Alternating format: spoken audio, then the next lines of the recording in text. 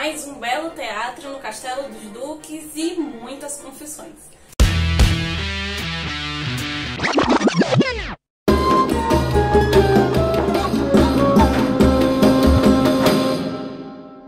O que temos para hoje, Sancho e Dulcinéias? Eu sou a Larissa Bertolino, você está no Uma Garota Quixotesca, mais especificamente do episódio de maio de 2021 da jornada de leitura conjunta do Dom Quixote. Em 2020 e 2021 nós estivemos e estamos lendo este livrinho maravilhoso que dá nome a este canal, inclusive. E no mês de maio nós estivemos lendo os capítulos 32 ao 36 da segunda parte do Quixote.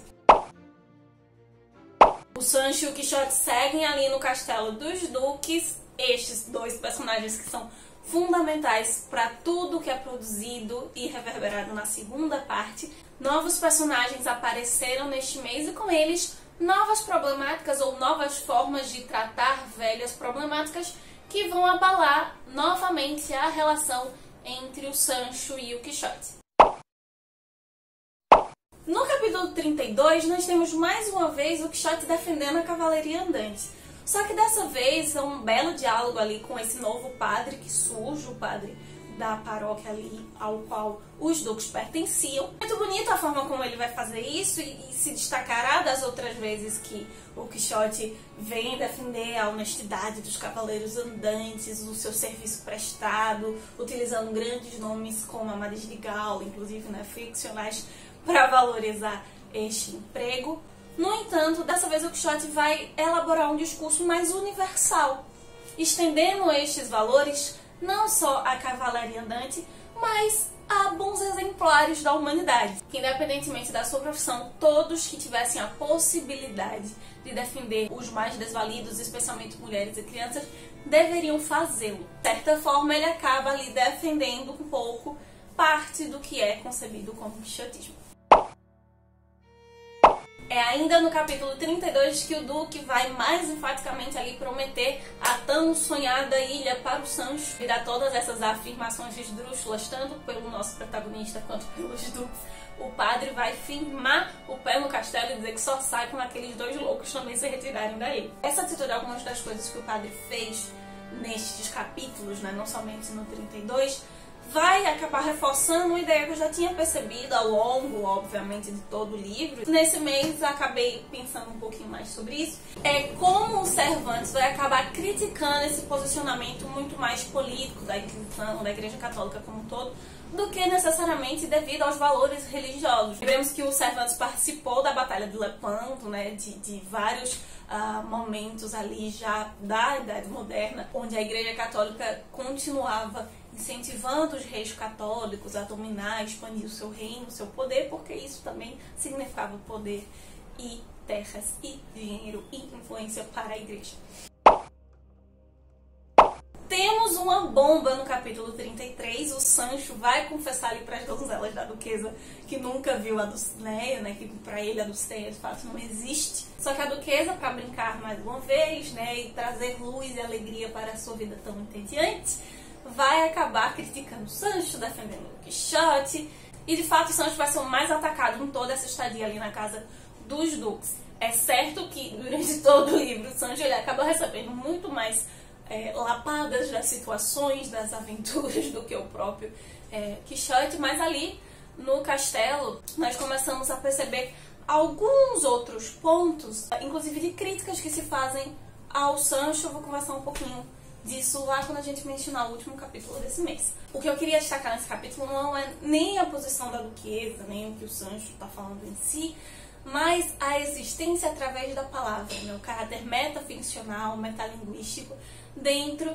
da obra. É claro que o Quixote cria tudo por pensamento, ele projeta as ideias ali fantásticas no mundo real, mas a Dulcinea realmente tem um lugar especial em todo esse projeto, né, quixotesco, que é de fato o que só existe na palavra. Por mais que os ideais da cavalaria andante e tudo que envolve esse universo sejam projeções daquilo que o Quixote leu nos seus livrinhos de cavalaria, né, nas suas novelas, ainda assim há resquícios dessa ficção, dessa projeção na realidade, como as cruzadas, como ainda essa expansão, né, em luta contra os muçulmanos e tantos outros movimentos políticos e sociais ali da época. Enquanto que a Dulcinea não, a Dulcinea ela acaba sendo aquilo que é unicamente, expressamente ideia. Apesar de existir a Aldous Lorenz, que é a camponesa pelo qual o Quixote se apaixonou, mas até mesmo a existência dessa mulher é muito etérea. Se coloca no lugar do insólito da literatura mesmo. Não sabemos se é o narrador que nos fala disso, se é o Sancho, se é uma nota de rodapé do Cid Hamet, lá do árabe. Mesmo essa possibilidade que ela existe, que ela, em vez de ser uma princesa, seja uma aldeã, também não é deixado muito claro. A partir do momento que se nega a existência da Dulcinea, ainda que ficcional, é matá-la. Quando a duquesa ela confronta o Sancho nessa realidade, justamente no que o Sancho enuncia. Ela está questionando o enunciado do Sancho. Porque o afirmar que Dulcinea não existe já é em si matar a Dulcinea que existiria no mundo real pela possibilidade da palavra. Podemos até parafrasear esse episódio com a cena do Peter Pan em que as crianças começam a gritar: "Eu acredito em fadas para que as fadas voltem a existir". E o retorno da carroça do diabo? No capítulo 34, quando os duques levam o Quixote para cavalgar, eles acampam ali e eles montam todo o teatro para vir a procissão de Montesinos. Instantaneamente eu lembrei do momento anterior, quando eles encontram a trupe de teatro com a morte. Esse teatrinho dos duques chega, né? O diabo chega com a receita do desencantamento para Dulcinea. E fazendo um paralelo com esse episódio também, quando eles encontram a trupe de teatro, sempre que o demônio ou que a morte ou que essas criaturas teatrais do teatro barroco, do Apocalipse, elas aparecem, paralelamente sempre há um questionamento do encantamento, da existência da Dulcinea, há uma possibilidade de reencontrá-la, de encontrá-la, de desencantá-la. Me parece, mais uma vez, isso como uma estratégia metaficcional outra vez, porque mostra que os duques realmente leram meticulosamente a primeira parte do Quixote e eles reproduzem um esquema, um padrão. E para o desafio deste mês, já que Merlin aparece junto ali com o diabo, com Montesinos, eles se novamente aparecendo como referência, o desafio deste mês é que você mencione de todos esses personagens, o Amadis de Gaula, o Rei Arthur, todos estes dessas novelas de cavalaria que são citadas, das que são citadas no Quixote, hein? Qual delas é a sua favorita? Eu devo dizer que eu fico em dúvida entre Amadis e Montesinos. Não sei me decidir. Lembrando que você pode deixar a sua resposta tanto aqui embaixo nos comentários, quanto no post específico para este desafio lá no nosso Instagram. E assim que a gente pode trocar referências literárias e continuar explorando os moinhos de vento que a literatura nos proporciona.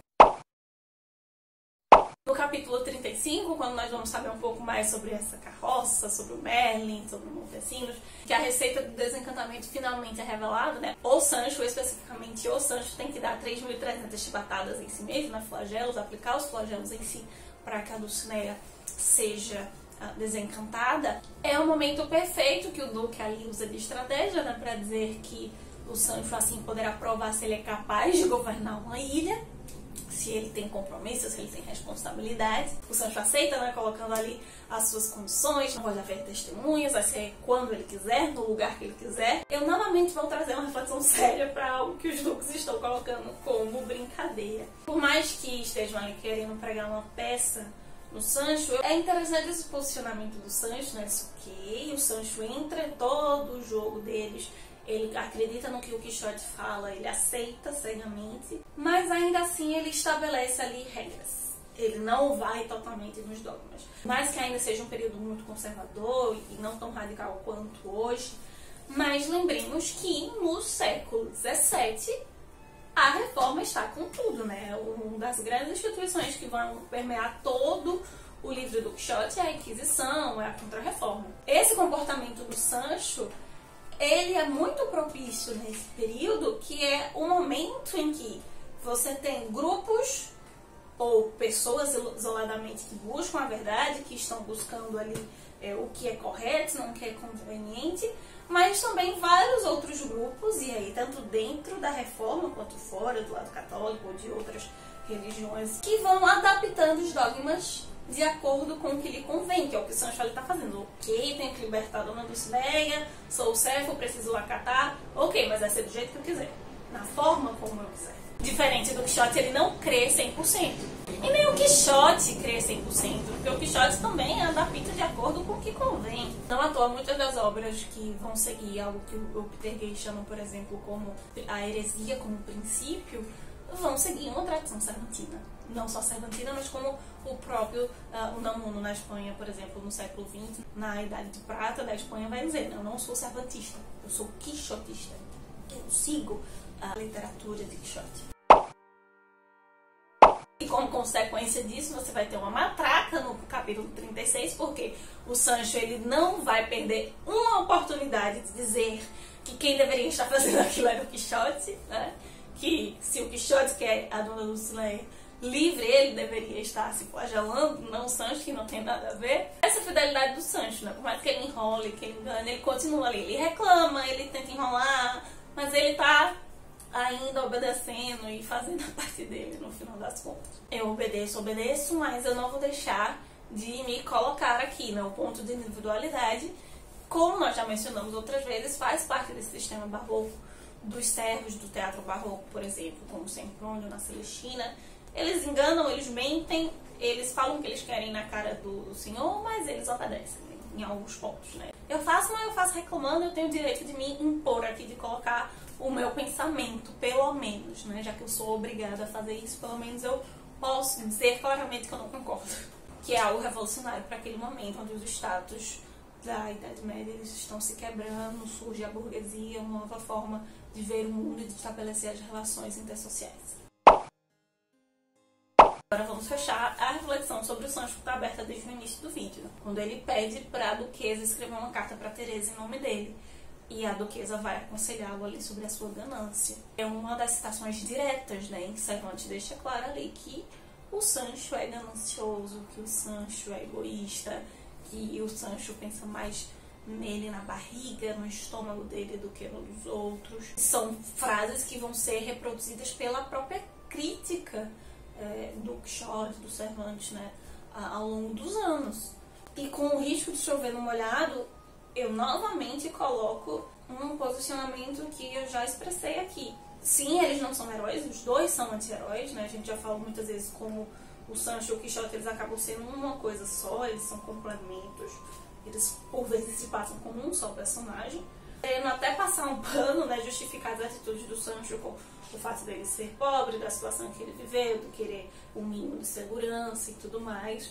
No entanto, ele sim tem um posicionamento desonesto em muitos momentos, mas que quando é comparado aos personagens na obra, ele é um santo, ele o faz por ignorância e não por maldade, por instinto de sobrevivência e não por crueldade. Quem está o acusando aqui de ganância é a duquesa. Tem os seus objetivos, também, de certo modo, muito mesquinhos. Falar daquela forma com o Sancho, de manipular toda a situação, né? Afinal, eles estão ali se divertindo simplesmente às custas da humilhação dos dois. Novamente, surge uma problematização da credibilidade de quem afirma tais coisas sobre o Sancho ou sobre o Quixote. Mas enfim, desta carta que a duquesa está escrevendo, vão surgir várias questões importantes para nós discutirmos aqui, não só no próximo, mas no episódio seguinte, nos 2 episódios seguintes da nossa jornada de leitura conjunta.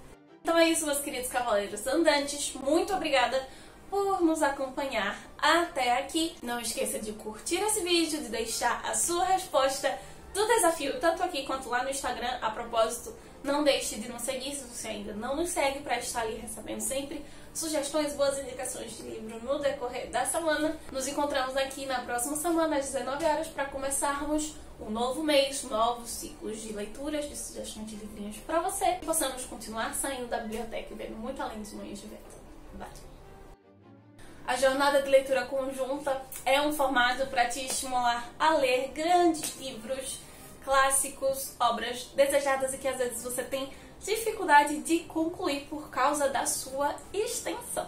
Por isso que o Quixote, como nosso queridinho aqui do canal, não podia ficar de fora, mas nós já temos aqui 2 jornadas de leitura conjunta completas, estamos concluindo outras 2 esse ano. Então fica a sugestão dessas 2 já concluídas para você que gosta de se desafiar e mergulhar cada vez mais nas páginas da literatura.